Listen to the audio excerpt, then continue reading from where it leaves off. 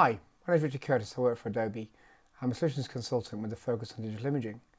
And today we're going to look at Photoshop and how to edit video.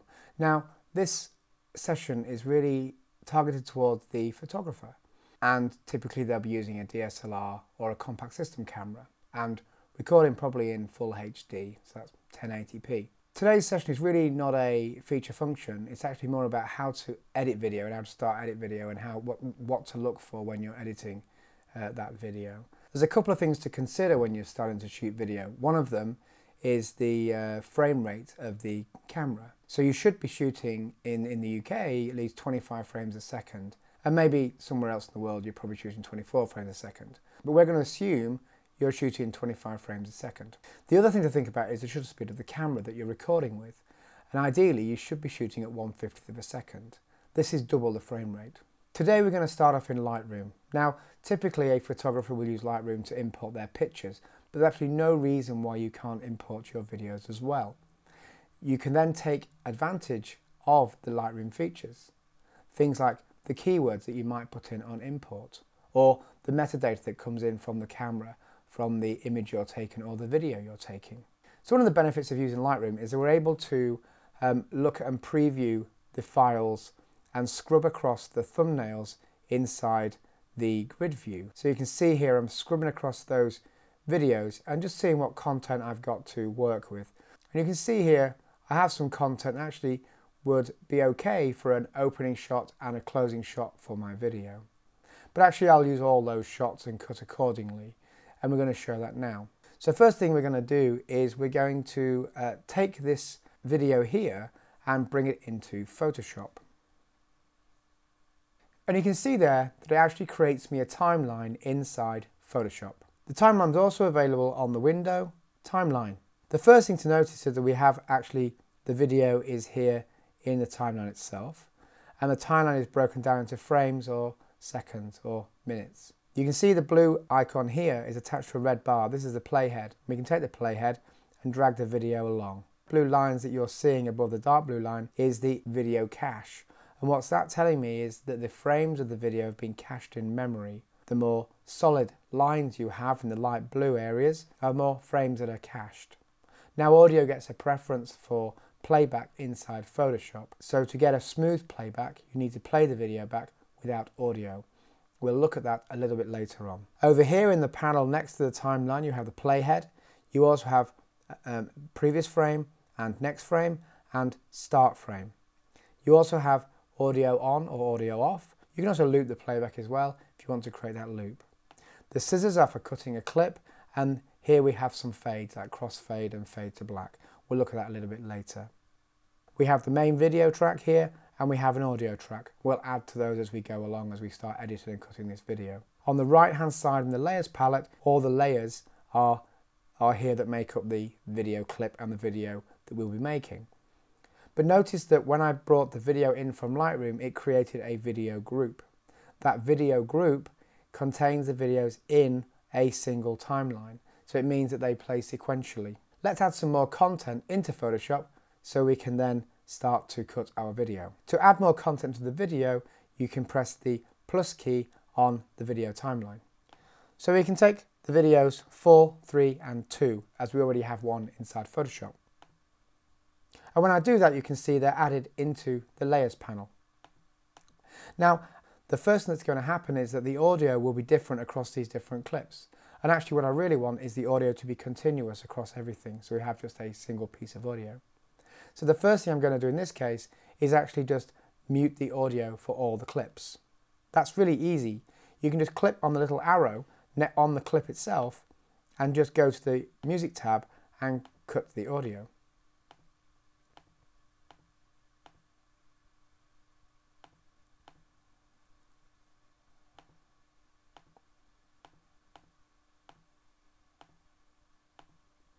And there you go, all the audio is cut. So now if we turn the audio on and play, using the spacebar, you can see that we have no audio. And you can also see what's happening is the frame rate has dropped. And as the frame rate drops, the frames of the video are being cached. You can see the blue line is now starting to appear solid. When we play this back and it's a solid line, this will play at 25 frames a second, i.e. normal speed that it was shot at. Let's just stop that for now. The next thing we're going to do is actually look at the content and look at what we have and actually start working with this video and start editing it. Now, I'm looking for an opening shot. The opening shot is going to tell the viewer that here's where we are. And in this case, we're in an Icelandic waterfall. And we have some people on the bridge and we have the water coming in. So the user gets an idea that we're actually in this place. And the next thing we're going to show is the waterfall and some more details. So to cut this video and look what we have, we can just scrub the playhead. Using the mouse or the pen, we can just grab hold of the playhead and just move the video forward. Now, what I quite like in this video is where my friend and my guide came in the video, and what I really like about this clip, this first clip, is it's a great opening scene. It shows the people on the bridge and it also shows their dog. As we move forward, my guide walks into the frame and cuts into the dog. Now, it's really great that I can actually use this part of the footage. I'm just going to zoom in and choose part of the footage that I want to play to. By zooming in, I can actually go down to the frame level, and this will give me more control when I'm playing back and cutting the video. I'm just going to move the video playhead to about where my guide and the dog almost collide. The problem here is that my guide isn't wanted as part of this frame, and we'll show you some tips later on of how to get rid of that using just normal Photoshop imaging techniques. The first thing I want to do is to cut this video.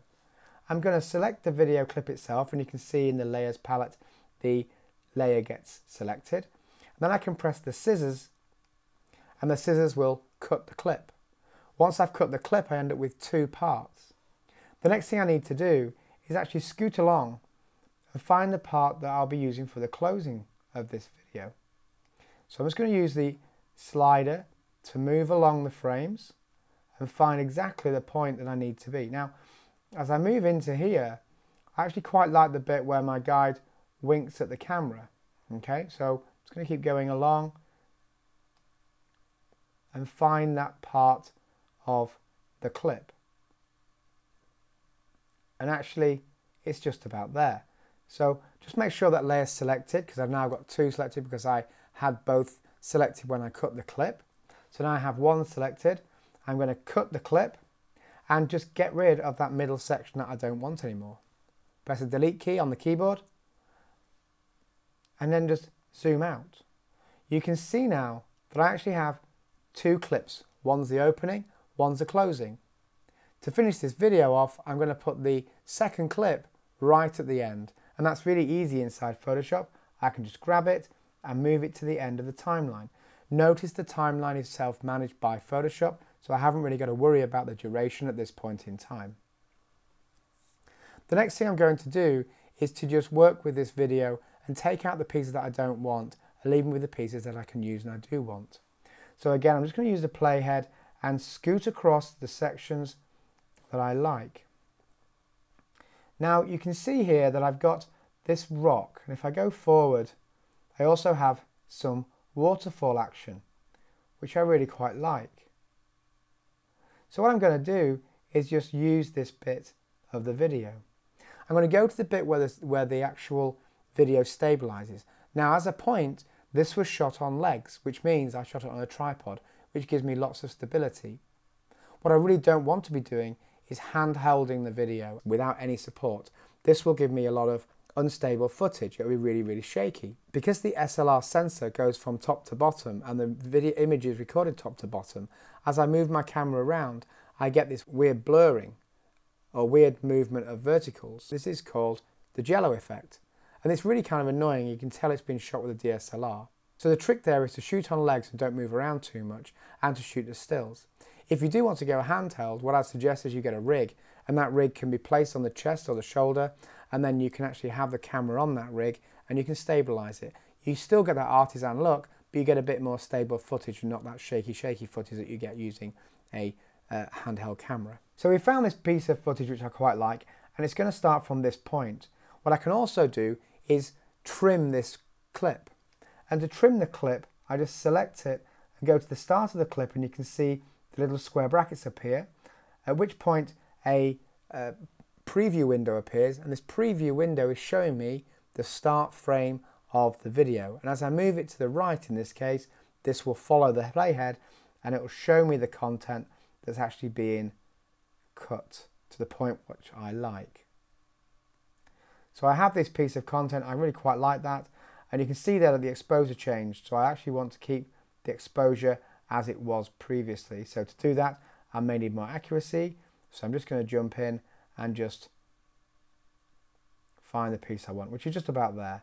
So I'm just going to clip that section because I'm not sure what else I need of this clip. So I now have clip 1 and 2.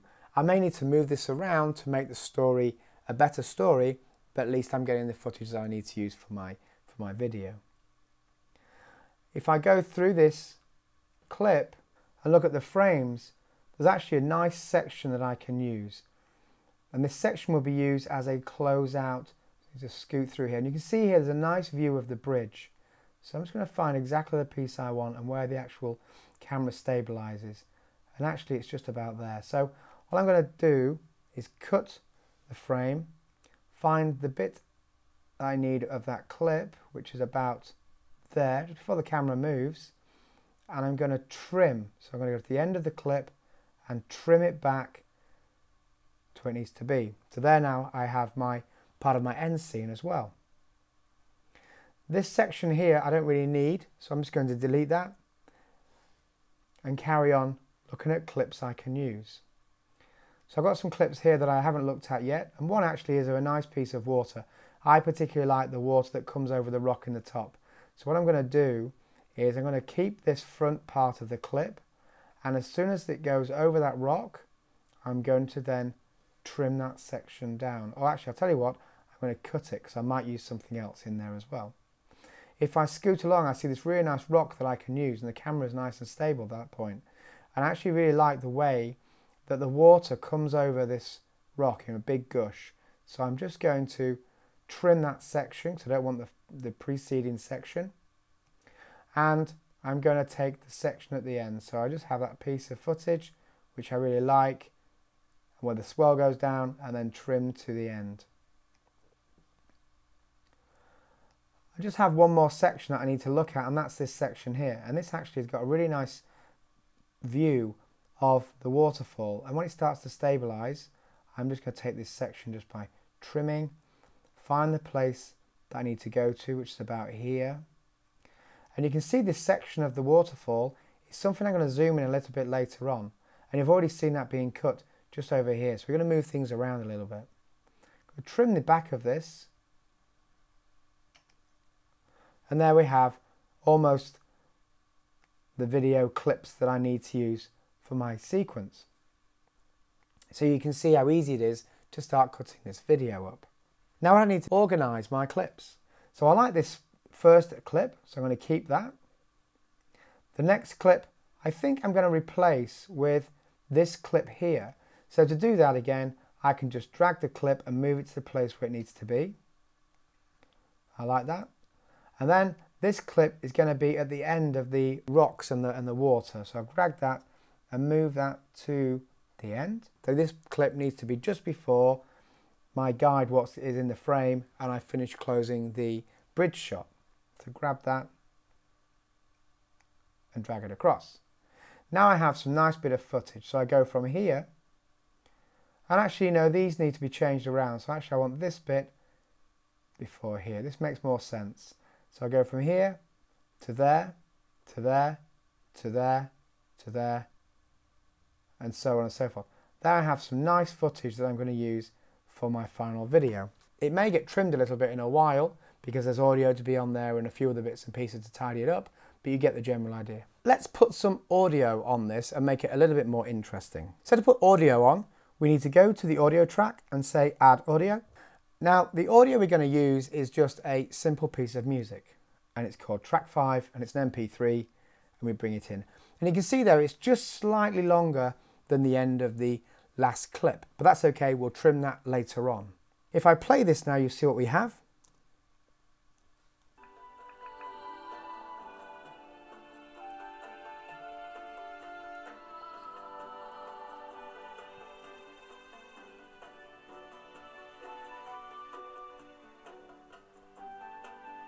So you see we have some nice footage.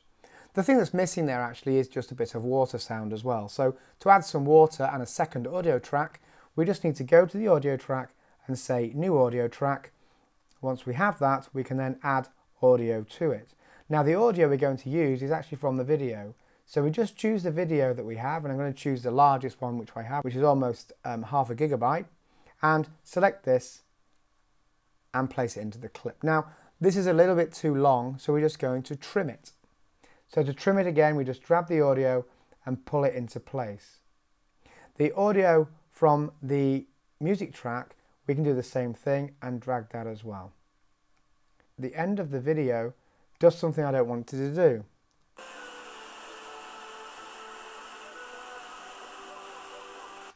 So it just stops and the end's finished. So the user's seeing this, or the viewer's seeing this, and doesn't know what to happen, what to think, because it's just finished. So what we need to do is fade this out to black. Fading out's really easy. We can just take the fade out, fade with black, and drag this to the end of our clip. If I zoom in there, you'll see this little triangle. This is the actual duration of the fade. If I put my playhead over there and drag it over the fade, you can see how the video fades in and fades out to black. I can change the duration just by dragging it, and it will take a longer time to fade to black. I also need to fade the music out, because at the moment the music's just going to stop as well. So to fade the music out, I click on the actual fade out and I just choose 13 frames. I can then take the second piece of audio and do exactly the same and paste in the same amount, so they both fade at the same time. And now what we have is something like this.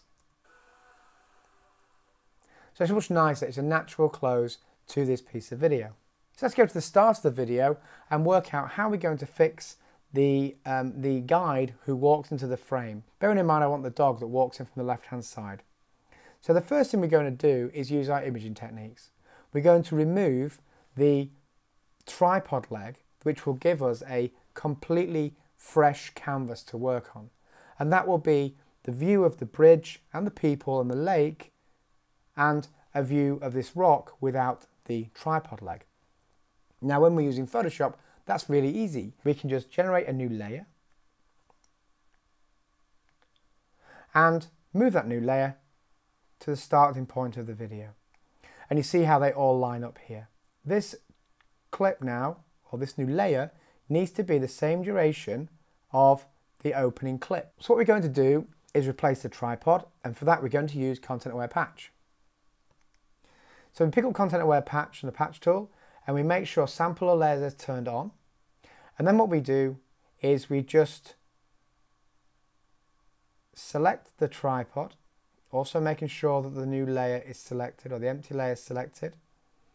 And we draw an area around this particular part of the image and replace it with a piece of the image which is nearby. At which point you can see we have a nice clean image. Now what we have to do is replicate that clean image across all the clips in this first part of this scene. So to do that we use Command A on a Mac or Control A on a PC and select all the video area. Then we go to Edit, Copy Merged, Edit, Paste Special, Paste into place. This will now create me a new layer on the timeline which contains just the frames containing that single piece of image. So now if I scrub the playhead, nothing moves in the frame. So I just cut that or trim that to where it needs to be, and then we can start the next thing. The next thing is that we don't want to have a static image showing. We need to be seeing the water flow, we need to see the dog, and we need to see the people moving around. So what we need to do is to mask it off. Again, this is just using normal standard Photoshop techniques. So we're going to create a mask using the Create New Mask. This creates me a white mask which hides everything. So I'm just going to invert that to be a black mask, show everything. So Command I or Control I on a PC will create me a black mask. Now at this point, the actual image that we've created isn't shown, and I can still see the original footage. Now notice here as well that this content from the Content Aware Patch is appearing over and above the guide. That means that the Content Aware Patch is working, but we're still need to do some masking. So the first thing we're going to do is go to Channels. And in here we're going to turn on the red ruby lithe. This means that now I can start painting the mask and painting things in and out that I want to be displayed and want to be hidden. What I want hidden is the guide. So what I need to do is move the playhead to where he's going to be in his final position, because that's the furthest the mask will be in any situation. All I need to do now is to paint away the ruby lithe and hide the guide.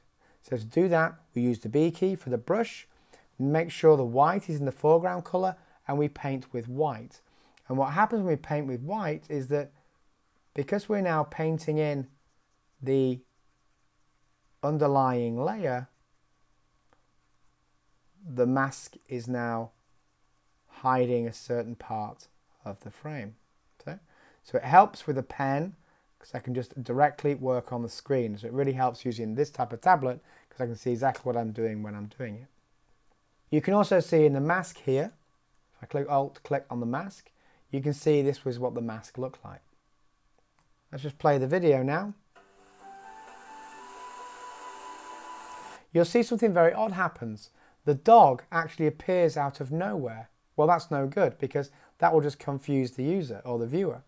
So what we need to do is to change the mask and actually move the mask in and out of the frame to where the guide is. So we just turn on the mask again using the channels. And at this point we need to move the playhead to the start of the clip. I also need to unclip the mask from the image layer. So at the current time they're both linked. If I move the mask, the image will move, and that will cause a little bit of disruption in the actual video frames. So to unlink it, I click on the link icon, then they're unlinked. I need to then tell Photoshop where to start the mask. Now the mask will start outside of the frame on the left hand side and gradually move into the right part of the frame as the time moves forward. So to do that, we just go to the start of the clip and open up this little icon here. This will show me the animation options. One of those options is the layer mask position. This is basically coordinating where the mask will be during the timeline. Now, as we said, the mask needs to be out of the frame when we first start. I can then place a keyframe at the start of the clip. By clicking on the stopwatch, will create me a yellow keyframe. At which point, I can then move the mask. Now it's all unclipped from the image layer. If I choose the move tool with the V key, I can basically just move the mask to where it needs to be. That will set the keyframe to the position of the mask. Then I move the timeline to where the guide will be at the final position. I pick up the mask using the move tool again, and you'll see as I move the mask in place, the guide gets hidden. I just move to the point there where I've already painted. And you can see Photoshop creates me another keyframe. Now what happens is if I move the timeline backwards and forwards, you can see the mask now moves in line, in time, hiding the subject. Now obviously if I play this back by turning off the mask and just play it back, you can see the dog works fine, but actually we've still got some traces of the guide, so we need to just change the way the mask is working. So to do that, we turn on the mask again using the channel and drag the playhead and see where we have some issues. And you see here we have the tripod leg coming in over the mask, so we just use the B key and paint out that area of the leg. Keep playing forward and you can see that my guide's head comes in here, so we just use the pen to tidy that area up. We can see we've got a bit of an issue over here and a bit of an issue with this part of the mask over here. So we're just cleaning the mask up. Notice at any point in time it never actually covers the dog. That's why the dog comes in from the left.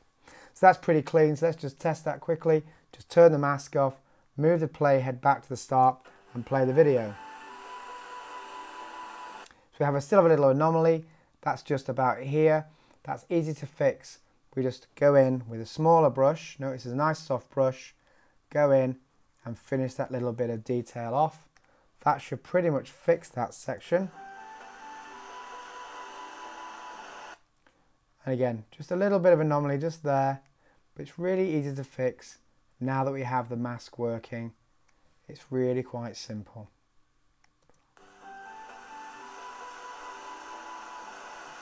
And there we have it. So there you can't see the guide coming in, but you can see the dog, and it's just been replaced by that static image over there. Now, the thing is, you might say, well, the grass at the bottom won't move if there's any wind.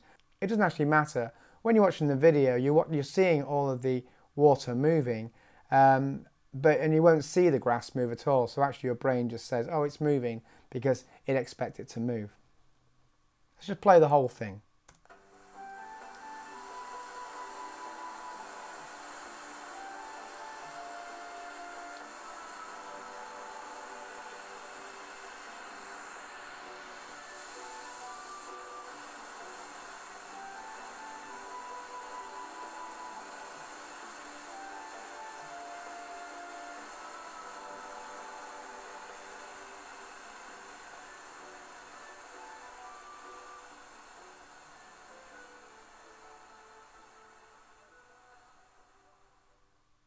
So there you can see we have a nice little video. Now the next thing we need to do is actually do some titling. It's always nice to tell the viewer what they're looking at and maybe where that was.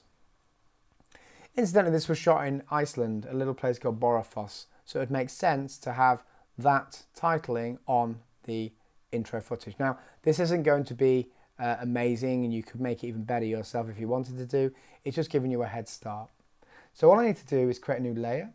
The new layer is going to contain the text for the opening of the video. It's going to zoom in and drag this new layer to the start of the video, just using the pen. We select the mask and we select the last frame as well as the audio using the shift key and the mouse, and actually just drag the video to the end of the title clip. So it's nice and easy to move things around. I can make changes at any point in time. I can then just drag the playhead to the start of the clip to that new layer, and then I can put black in there. So I choose the G key and place black. So make sure the layer is selected, place black. I can then place text. So use the T key for text and just draw the text out. So this is going to say Iceland, and another piece of text that's going to be the name of the waterfall, Borofoss. Okay, now you need to line those up against the clip, so select them both and then line them up, and you can see there that if I play that, nothing happens. So it's a little bit boring, it needs to be jazzed up a little bit. So to jazz that up, we're just going to do something very, very simple. That's change the opacity of the text. The first thing we'll look at is the word Iceland. So we'll drop down the little arrow, so drop down the keyframing, turn on the opacity and set a keyframe. The keyframe needs to be set to 0 opacity because we want to hide the word Iceland. So we choose opacity 0. That will hide the letters. And then move to the place where we'd like Iceland to reappear. And then type in a new opacity, say 100. And you can see there that Photoshop creates me a new keyframe. If I play this now, you'll see the word Iceland appears. Now it may be that I want the word Borofoss to come in from the outside of the frame to add a little bit of drama. I drop down the Borofoss animation frames, click on the Borofoss text, and in this case choose the transform. Transform will be used to move this text around. So use the V key, make sure the text is selected, and drag the text to move it outside of the frame. Move the playhead to where the text needs to come into the video, and then just drag the text back into the frame. If I play this now, you'll see the word comes in quite fast. We can get it faster by reducing the keyframes. So it means that Photoshop has to transition much faster to get the word in the position it needs to be in. So to do that, we just zoom in to the frames and just drag the keyframe to where it needs to be. And now we play that and the word comes in much faster. It may be that we also want to add some opacity, so as the text is coming in, we make the opacity 0, so it's hidden. And as it's halfway through its transition, we make sure it's 100% by just changing the opacity to be 100%. And we can see there that it adds more interest to the video. Now, it may be that we want the audio to come in at the same time or just after the title screen has been displayed. because otherwise it's just silent and nothing happens. But we want to get the user or the viewer ready to see this film. So let's close these little icons down, and then we're just going to go to the audio layer and drag that to the position where it needs to be, and then just zoom out, and you can see that it actually overhangs at the end of the clip. So what we may need to do is just change the duration of the title screen. So we can just line this to where it needs to be cut to and just drag the duration of the titles. Notice that Photoshop keeps the keyframes in position, so I haven't got to worry about that, which I still need to move the rest of the video. So again, that's really easy. Just pick up the layers of video that I need to move, because I've now changed the clip duration, and put the video and put the audio in the right place. So what we have now is something like this.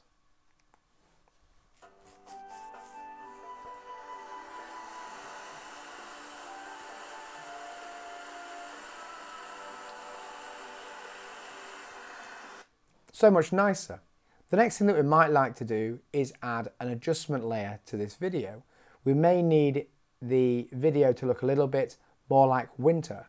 So that's really easy in Photoshop. We just add an adjustment layer, and we're going to add a color lookup. Color lookup was brought in inside CS6, and this adds LUTs from SpeedGrade.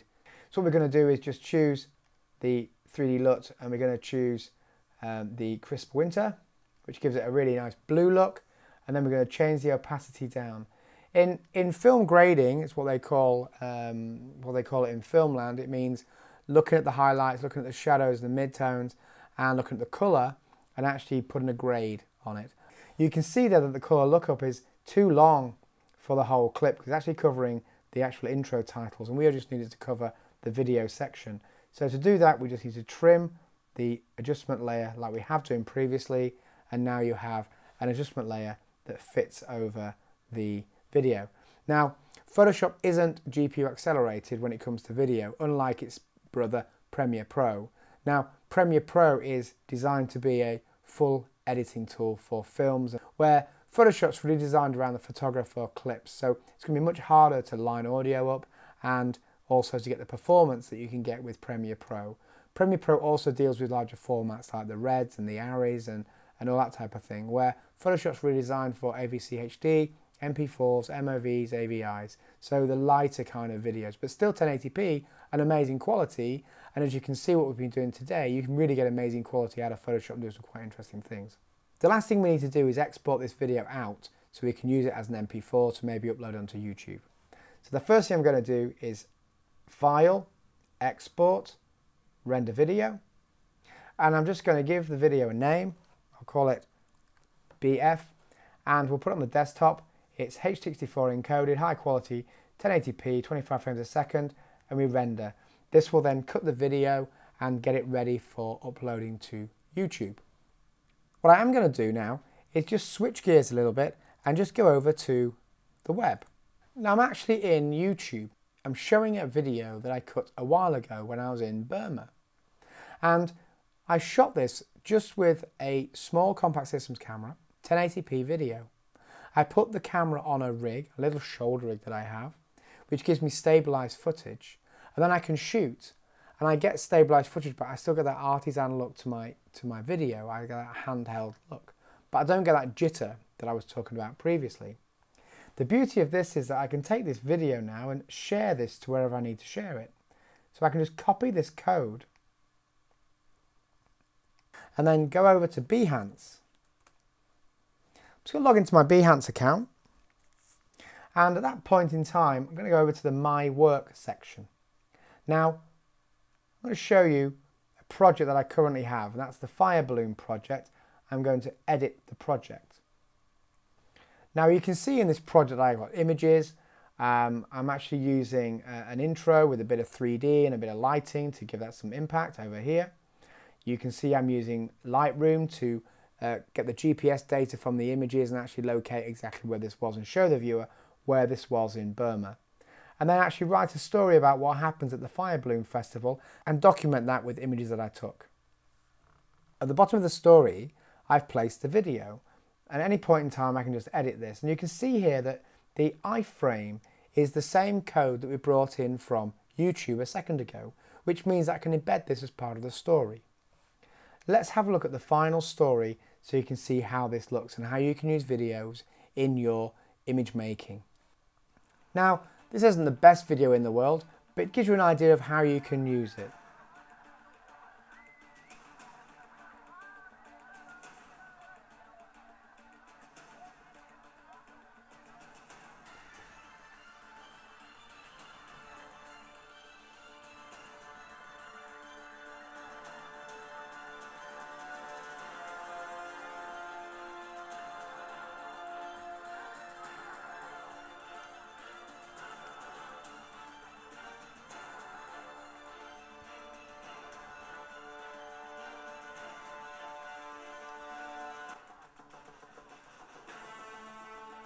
And you can see what we're capturing here is all of the activity around the balloon. You can actually see we're capturing the fire, and as they place these fire sticks into the actual balloon, you can see, and you'll see in a second, as the main fire gets attached, there's a huge explosion of fire.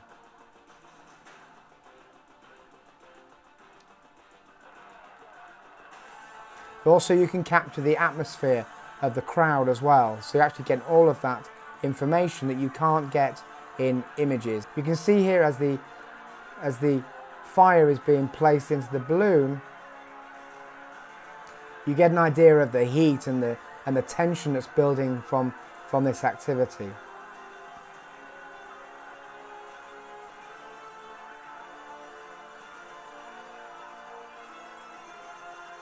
You can see that as the camera's moving around, it's not shaky, but it's quite artisan. It's got that kind of normal kind of feel to it that you get when handheld movies are being edited and shown.